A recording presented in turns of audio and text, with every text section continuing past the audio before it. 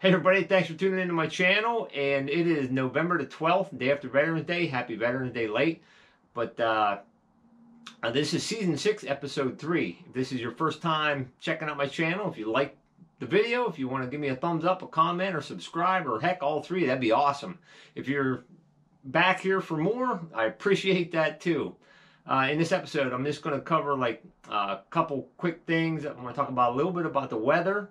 And I'm going to give a guy a shout out, and then we'll go out on the line and check a few sets, see a few catches, and I'll show you a couple remakes probably, not the actual doing of them, but just show you what they look like when I'm done. So the shout out is going to a guy named Gabe. He's from Prince Edward Island, I believe. If not, he can correct me.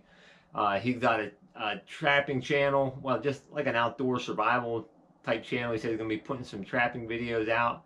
It's called My Side, so if you want to check his channel out, I'm sure he'd be happy. We had some really warm weather for like 4 or 5 days, and my catches went down like almost to nothing. I literally caught like 1 possum and 1 raccoon. And I was hoping it was about the warm weather, and I think it is, because a lot of my sets I put wax dirt on. And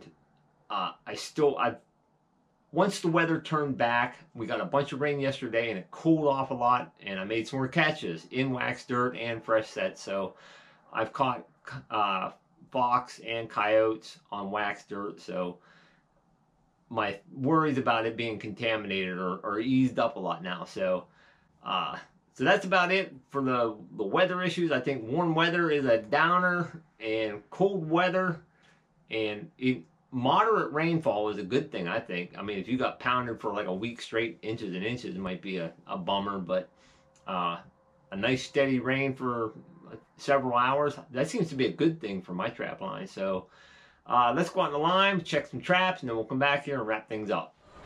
Well, yesterday, caught a raccoon here. That small raccoon I released in the video. I just posted the video a couple minutes ago, actually. I got something in here. Wants to be that same raccoon. Well, it's a raccoon, that's for sure.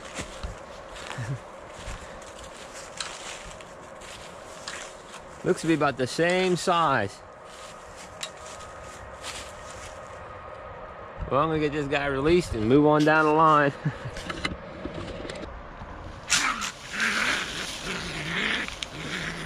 Same temperament too.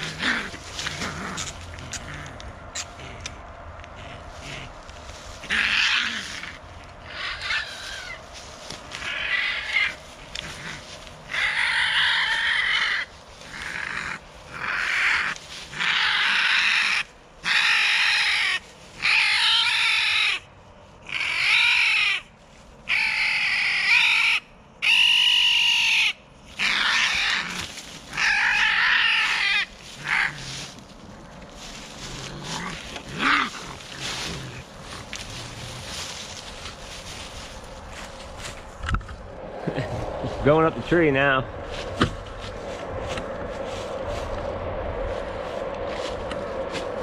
There he is. Stay out of my trap, buddy, if you're the same one. Over up here is where I've been catching the raccoons. And I see my drag marker is gone. That's where I caught the bigger boar. Nothing's been into that lately. Oh, there it is. The first of the year. Everybody's favorite. The grinner.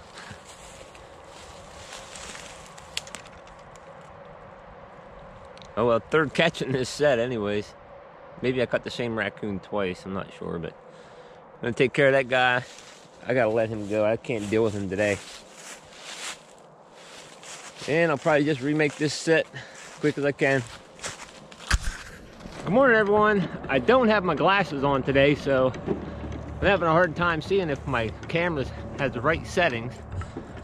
But I'm not having too difficult of a time seeing a coyote bouncing around in a trap. We just went through a really warm spell like literally in the 70s for about 3 or 4 days, and I caught nothing other than I think a possum, maybe a small raccoon. But this is the first coyote in this set for this year. This is awesome. This is my 3rd one of the year. I'm having a pretty decent year, really. I mean, all except for that the warm weather just seems to really slow things down for me. Young dog is, I don't know, probably this year's pup. Got a really deep catch in that Bridger number 2. No way he was getting out. It was basically a really low-key dirt hole. The hole's right here, and I can't remember what I had in the hole now. I think it was Dobbin bait solution, actually, and some canine force. Canine force was in there. So I'm gonna get this guy dispatched and then remake the set and head on down the line again. So that's 3 coyotes right out of this area. I mean, location is key. This is a definite travel way right through here. All right, gonna get this guy taken care of and get on down the road. Well, there's my remake. Definitely has a catch circle. I'll probably come up here and put a fresh set here somewhere because, I mean, both my sets up on this area have made catches now. So I like to get a fresh set, maybe just like a urine post or something. Right over here would be nice, but this is a low spot, and I've learned that like when we get really heavy rains, I mean, we got some, but it's still damp down here, and I don't know, it just seems to flood out here sometimes. So I'm gonna find another spot up here to put a 3rd set. So, all right, another coyote down. Let's go check some more traps. Well, this trap was set off about a day ago, and it's pretty evident that I almost had another deer. Perfect deer print right there. But right here, had a dirt hole here, and this is my 2nd catch of the day. The coyote that I just caught a little bit ago, its fur was not nice at all, but so it didn't even make it back to the shed. But this guy's gonna make it back to the shed. I caught this. Those grays are feisty buggers, man, I'm telling you. They are feisty. I caught this on that. This is basically just a little bit of urine and a little bit of red fox gland on there. And it took like 2 days to connect, 2 or 3 days to connect. So MB 550, perfect pad catch on it. Gonna get this guy taken care of, remake this set. I still have these 2 tracks right here guarded by some trail sets, some blind sets. But the one thing I can't do is pull up here and just see if something was caught in them, because they're on drags and something could just get off the weeds. So I'm gonna put something like a stick in the ground wrapped around a chain that I can just come up and look at and see if the stick's knocked over. So looks like I'll be ending up in the first shed after all today, so I'll see you there. Okay, so here's my remake from the gray fox catch. Left me a little present here. I'm still gonna squirt some urine and put a little more gland lure here. I mean, it's still gonna smell like gray fox, but I'll put some red fox gland and some red fox urine here. Move the scat here, trap's bedded right there. And now this is why I was gonna put sticks down here. And this is pretty cool for me, actually.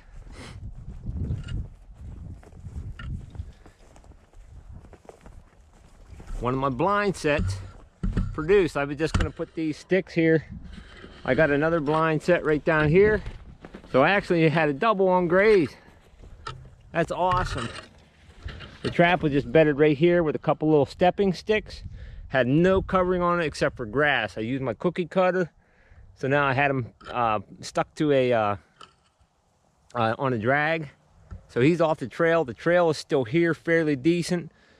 And I'm gonna reset this trap.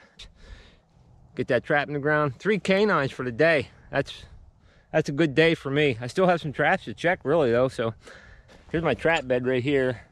Use the cookie cutter, press the trap in there, cut some grass clippings over it. This is what I had for stepping sticks. Right, pretty much like that. I'll just put my trap back in there. I'll put some more grass over it. But now, this is where I'm sort of not sure if I should change out traps or not. I don't know. I'm gonna try to leave it alone and see what happens. Okay, so here's the grays from today. The coyote's not here because it had fur issues. It either had mites or the beginning of mange. The whole belly was like the belly fur on it was almost completely gone, and there was like, it was just, had no underfur. It had really long guard hairs, but it had like no underfur. It was really creepy looking. But long story short, it didn't make it back. So I had a 3 catch a day for me with the number of traps I have out and my abilities. I consider that a success. So I'm going to get these guys skinned out and on a board. So I hope you enjoyed the time out in the line. I mentioned about using my cookie cutter, and I made my own. A lot of people know what they are. A lot of people hate them, love them. I made my own, and if you want to see a video of how I made it, I'll put a link right up here.